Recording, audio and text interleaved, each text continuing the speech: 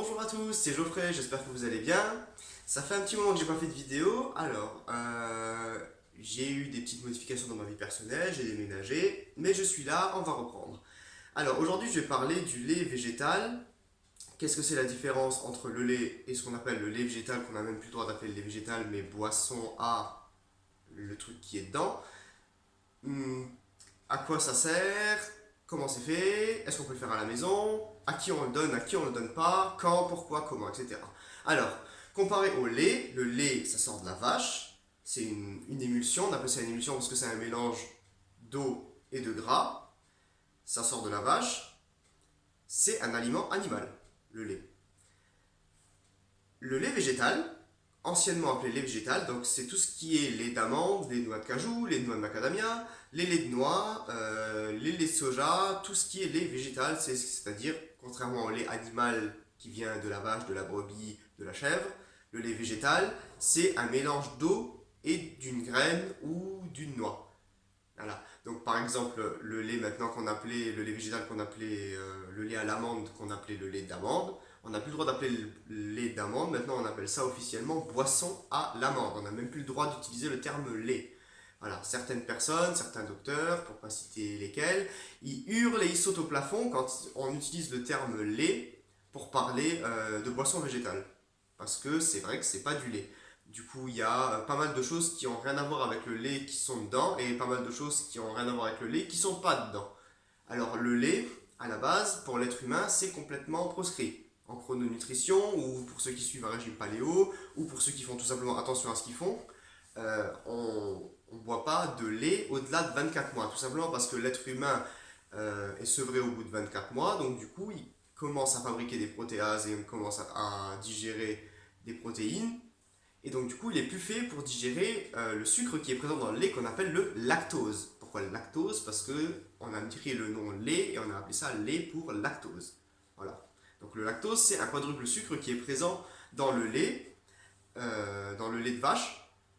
Dans le lait de vache, il y a aussi pas mal d'hormones de croissance, pas mal de choses qui font grossir, qui font grandir et grossir l'être humain, si bien qu'en fait, le lait, c'est interdit au bout de 24 mois. Pourquoi? Tout simplement parce que le lait, de toute façon, quand c'est consommé à long terme, mis à part les problèmes de lactose, ça donne, contrairement à ce que vous pensez, ça favorise les problèmes d'ostéoporose. Oui, le lait qu'on donne, qui est dit plein de calcium pour renforcer les os, favorise l'ostéoporose. C'est quelque chose que personne ne sait, mais voilà, je vous le dis, ça favorise l'ostéoporose. Ça, c'est une chose.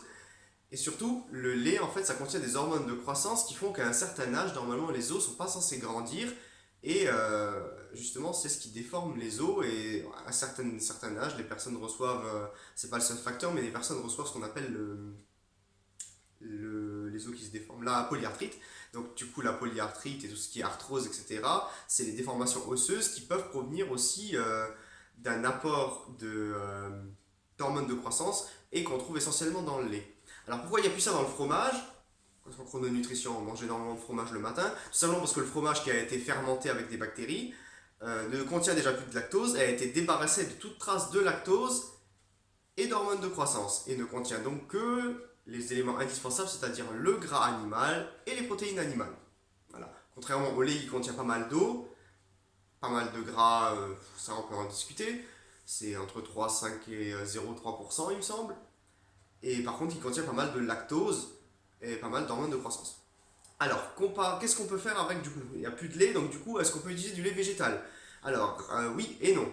Le lait végétal, c'est un mélange d'eau et et de noix, comme je viens de le dire, ou de graines. Donc, du coup, ça peut être le lait d'amande, ça peut être le lait de noix de cajou, le lait de noix de macadamia, le lait de noix du Brésil, enfin tout le lait de noix qu'on veut, ou plutôt boisson à l'amande, boisson à la noix, etc. C'est très simple en fait, vous prenez, pour ceux qui ne le savent pas, vous prenez une poignée d'amandes, une poignée de noix, une poignée de noix de cajou, vous la balancez dans un mixeur avec de l'eau, vous laissez tourner, et ça vous fait du lait d'amande, du lait de noix, de noix de cajou. Voilà, c'est tout simple. Alors, est-ce qu'on peut prendre ça n'importe quand? Non, vous savez bien qu'en chrononutrition, on va surtout pas prendre de ces céréales avec ça, parce que de toute façon, on mange pas de céréales. On va surtout pas prendre ça le matin, parce que de toute façon, les gras végétaux ne sont pas faits pour être là le matin. Le matin, c'est les gras animaux.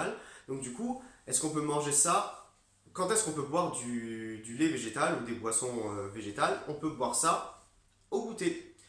Alors, à la place des amandes, à la place des noix de cajou, à la place des noix de pécan, à la place de ces noix, on peut prendre bien sûr du lait d'amande. C'est d'ailleurs ce qu'on conseille à la rupture du jeûne pour le ramadan, le goûter du ramadan. On recommande de prendre un bon verre de lait d'amande. S'il est fait maison, c'est encore mieux. Lait d'amande avec des dattes. Voilà, c'est ce qu'on préconise pour l'équilibre du ramadan à la rupture du jeûne. Voilà, donc le lait complètement interdit, le lait végétal ou boisson végétale autorisé à condition qu'il contienne des amandes, des noix, des noisettes, etc. Surtout pas de lait de soja. Ça, c'est complètement interdit également.